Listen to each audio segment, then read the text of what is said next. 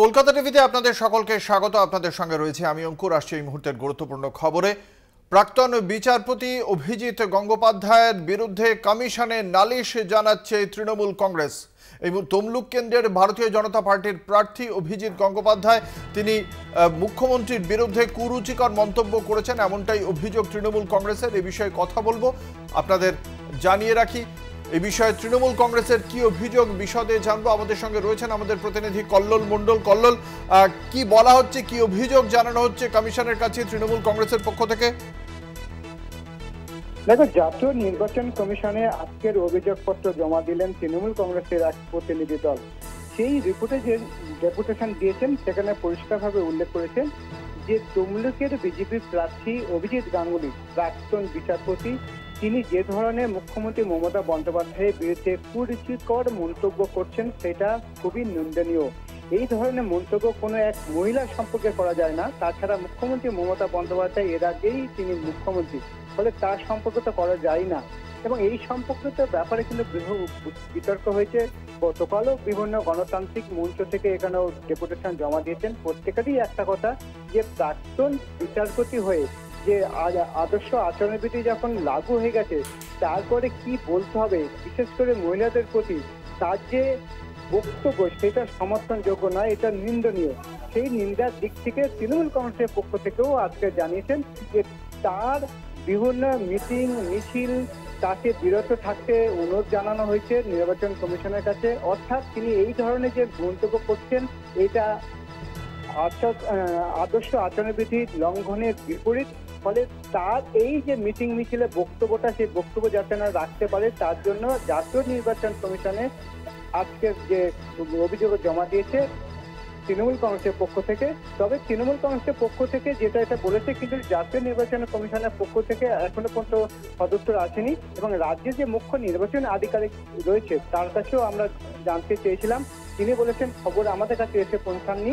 অর্থাৎ অভিজিৎ গাঙ্গুলির বিরুদ্ধে তিনি যে কুরুচিকর মন্তব্য বা বিভিন্ন রকম নানা রকম মন্তব্য করছেন, সেইটা ভোট পর্বে কিংবা আদর্শ আচরণবিধি লাগু হয়ে যাওয়ার পরে কোনো মানুষ বলতে পারে না। তাছাড়া তিনি শিক্ষিত প্রাক্তন বিচারপতি, তিনি সবই আইন বোঝেন, তিনি সংবিধানের ঊর্ধ্বে নন, তিনি সবই জানেন। তাহলে তার মুখ থেকে এই ধরনের যে কুরুচিকর মন্তব্য সেটা শ্রেয় নয়, সেটা নিন্দনীয়। সেই নিন্দার দিক থেকে কিন্তু জাতীয় নির্বাচন কমিশনের তৃণমূলের পক্ষ থেকে এই অভিযোগটা জানানো হয়েছে। তার উপর নিষেধাজ্ঞা জারি করা হোক, মিটিং মিছিল বক্তব্য রাখার উপরে বিরত থাকার জন্য আবেদন জানিয়েছেন। ধন্যবাদ। আমাদের সঙ্গে ছিলেন আমাদের প্রতিনিধি কল্লোল মণ্ডল। তৃণমূল কংগ্রেসের পক্ষ থেকে নির্বাচন কমিশনের কাছে আইনি পদক্ষেপ প্রত্যাশা করা হয়েছে, তার আবেদন করা হয়েছে। প্রাক্তন বিচারপতি তথা তমলুক কেন্দ্রের বিজেপি প্রার্থী অভিজিৎ গঙ্গোপাধ্যায় কি বলেছিলেন এবং তার প্রেক্ষিতে তৃণমূল কংগ্রেসের পক্ষ থেকে রাজ্যের মন্ত্রী এবং তৃণমূল কংগ্রেসের অন্যতম নেত্রী শশী পাঁজা কি বলেছেন আমরা শোনাবো। মানুষের স্পিরিট দেখে তো বুঝতে পারছেন যে মানুষ কিভাবে মমতার বিরোধী হয়ে গেছেন। মমতা হয়তো এটা বুঝছেন না, মঞ্চে সেই উনি কত্থক নাচছেন, ওনার ভাই বোন নাচছে। এই নাচ কিন্তু 4 তারিখের পরে মুখ্যমন্ত্রীকে যে ভাষায় অপমান করেছেন এটা বাংলার মানুষ দেখেছেন। এবং তৃণমূল কংগ্রেসের পক্ষ থেকে আমরা ইলেকশন কমিশনে গেছি।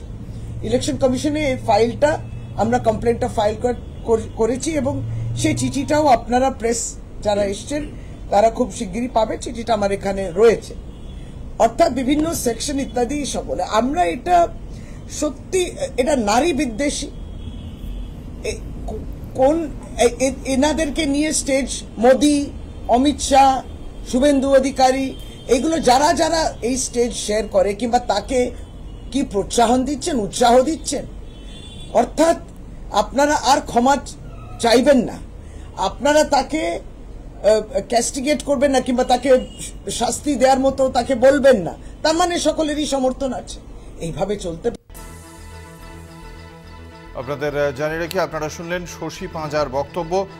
প্রাক্তন বিচারপতি অভিজিৎ গঙ্গোপাধ্যায় তমলুক কেন্দ্রের বিজেপি প্রার্থী মুখ্যমন্ত্রী মমতা বন্দ্যোপাধ্যায়ের সম্পর্কে যে মন্তব্য করেছেন, সেই মন্তব্যের প্রেক্ষিতেই নির্বাচন কমিশনের দ্বারস্থ তৃণমূল কংগ্রেস। তারা